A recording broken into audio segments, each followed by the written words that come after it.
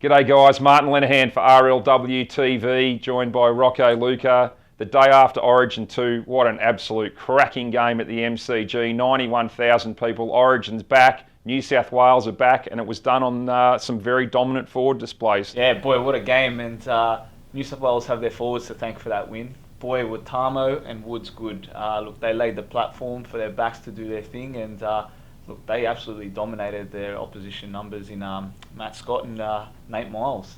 And Dave Clemmer as well, coming off the bench. This boy is just made for Origin, went berserk when he got on the field. Talking about the Queenslanders, you got some interesting numbers there on Matt Scott's contribution. Yeah, interestingly enough, that last night was only the fourth time in his Origin career that he's failed to break the 100-metre mark carrying the ball, and all four of those times now, Queensland have lost the game. So, telling stat there.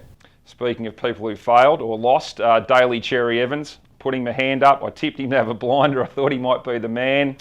Look, I don't know whether there's still something going on in his head there about everything that's happened with the backflip, or whether he just doesn't quite fit the mould in that team. Didn't have a great game. Now, if Cooper Cronk's not right for Game 3, where does this leave Queensland?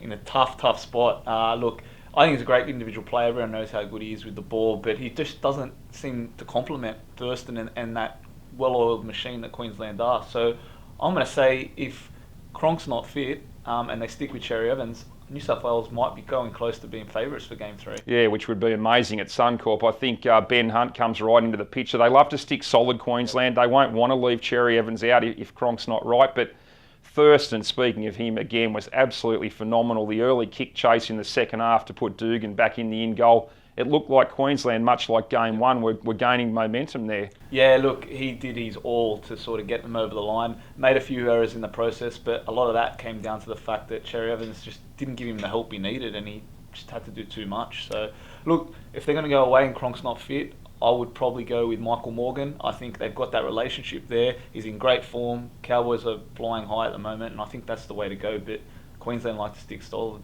Speaking of the halves, obviously New South Wales, those guys were under huge pressure. Congratulations to Hodkinson and Pearce. They jumped up out of the ground and really silenced a lot of the critics.